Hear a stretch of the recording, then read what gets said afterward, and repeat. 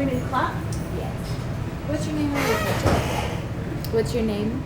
My name is legally is Garland Howell. My name that I've known all my life is Tuffy Howell. Tuffy. Okay. Well, Tuffy, could you do me a favor and just clap right in front of your face once? Perfect.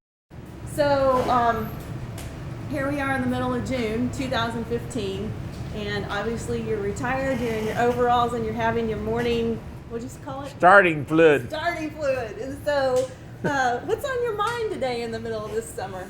Well, we just got through cutting wheat last Saturday, and so I've got that out of the road. Now then we're in the process of getting some hay put on the ground, but we've got a tractor that's broke down, and we've got it in the shop. Hopefully we'll get it out in a few days, but there's no need to cut that hay and put it on the ground if you don't have a, I've got a tractor and a baler. I got the baler, but I gotta have a tractor to run the baler, so the baler's no good unless I have the tractor.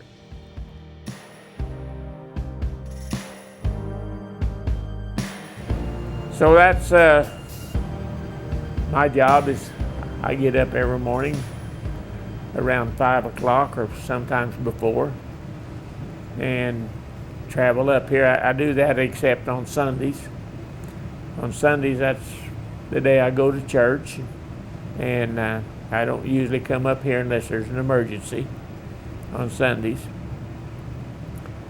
So, but that's, and of course I quit teaching vocational. I started teaching vocational agriculture, and my first job teaching vocational agriculture was a little town down by Hollis called Vinson, and I taught there 1 year. Then I was contacted by the school board and the superintendent from Arapahoe Public Schools, and they wanted me to come up and interview with them, and I did, and they offered me a job. I took it because it was a lot closer to where I was born and raised, and I was born and raised right here in this town. Really? And that's but anyway, I moved to Arapahoe, and I taught vocational agriculture there for 29 years, and then when I retired in 1983 from teaching, why I didn't. Everybody wanted to know how does it feel to be retired, and I said I don't know. I have never retired. I just got tired of going to school, and so I quit. Yeah, Tuffy, you had a dad who worked and did the farm, and then you've taught and done the farm. Yeah. And your sons are working and doing the farm. Yeah. So you've got at least 3 generations of men being bivocational, balancing their life. When you think about that stuff, goods or bads, what do you think those big lessons are about having those 2 pieces in all of your family? Well, you know, we're pretty much agriculture oriented.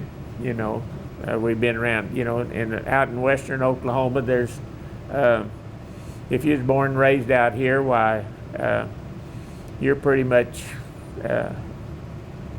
ag oriented, because the biggest part of the jobs are related to agriculture, and so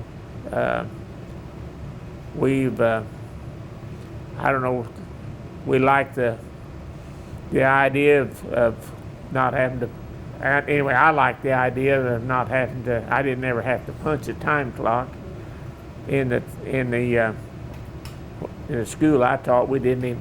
You're supposed to be there at 8 o'clock, and I never was late, and so I didn't have a time clock to punch, and but.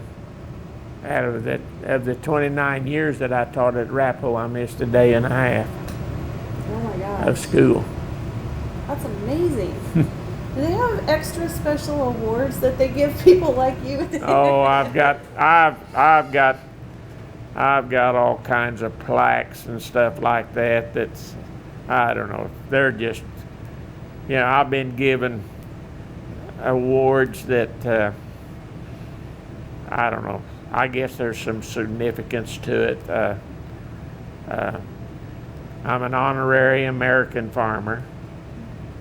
That was given to me by the National FFA Association, and all of the years that I taught school at Arapahoe, which was 29 years. The first year I was there, the superintendent asked me if I would, he was working up the list of the schedule for the teachers to keep the gate at the basketball games. And he wanted to know if, about me. And he said, but what I really need is a timekeeper to keep the clock. And would you be willing to do that? And I said, yeah, I'll do that. And I kept that clock. I kept that clock after I retired. I started keeping that clock in 1954, and I turned it over to another guy in 2005. Oh So I kept that clock for 50 years. It makes me want to cry. That's awesome. Being born in Putnam and being raised around here. Got any childhood memories? Well, oh yeah, I was, the day I was born, why, there was a medical doctor in Taloga, which is 12 miles north of here, and my mother, we were living here in town. Dad had just built the garage, and we were here in town, and my mother went into labor. I had a sister that was a year old, and my grandmother and a couple other ladies was with Mom, and they called Taloga to get Dr. Lloyd to come down. Well, Dr. Lloyd was south of Putnam on a house call. He was not in the office.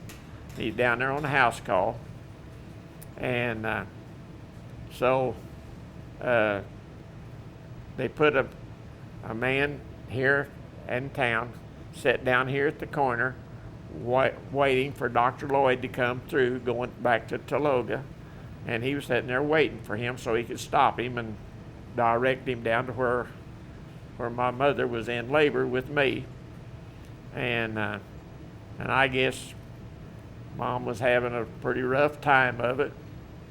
And we had a doctor here in town, but he was a chiropractic. And so they went and got Dr. Nichols to come down there. And so he was trying to, assist, and the women was getting frantic and all this, and everything. And finally, eventually, Dr. Lloyd came through, and John got him stopped and brought him down there. But I was in the process of already being delivered. And I guess they had to twist and turn and pull and all this kind of stuff. But they finally delivered me. And so somebody went down to the garage down here, and Dad was down there with him. My dad was, but he had a brother that was never married. He was my Uncle Orville, and somebody came down there and said, "Well, Emmett has got him a big, healthy boy, and he's a tough little rascal." And so when he come home that evening after they'd closed the shop, he walked in the house, and went in the bedroom where Mom and I was, and he said, "I want to see Tuffy." And that's how I got my nickname. There's people that have known me for about all my life that could not tell you my given name. My students, I taught school for 30 years. I never was called Mr. Howell. I was called Tuffy. Well, it must have meant something to you to have that. Oh, name. yeah. It didn't matter what they call you as long as they respect you. And they knew that they had to respect me. When I took the job at Arapahoe, they was having trouble with the ag teacher. The boys were kind of out of hand. He had no control of them, whatever. They'd go out on field trips and do things, and no telling what they'd up to doing. And whenever they interviewed me for the job, one of the school board members asked me this question. He says, "Do you think you can control these boys?" And I said, "No, sir. I don't think I can. I know I can." You did. So I got the job. How many students that still keep in touch with you? Oh, I was invited to the class of 1965, was having a reunion. This was their 50th reunion since they graduated. And I was invited to that reunion, and I was the only teacher that was there. I was. This just happened. This just happened Thursday evening. We was cutting wheat, and I left up the farm early and went home. Took a shower, and I told my friend, I said, "Let's go up to the cafe up here in town in Arapahoe. We have one cafe, and it's a Mexican food. Let's go up there and eat." Well, when we went in there, why, one of my former students and his wife was sitting over there eating, and whenever they got through eating, why, of course, I visited with them a little bit, and they got up and left, and whenever when we were through eating, why, I went to pay my bill. It was already paid for. He was a former student of mine, and he had paid my bill. Why, I had that kid in school back. Why, it's been, well, he's got grown kids and grandkids that's up in school, and but anyway, he paid for my my meal, and I've had that to happen several times. Be in a cafe and one of my students, and I don't. It just,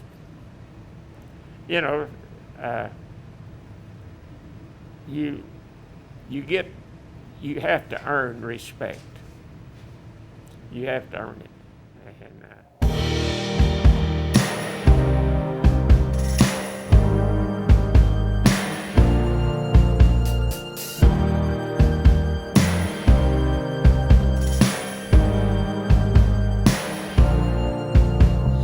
Give it to my heart.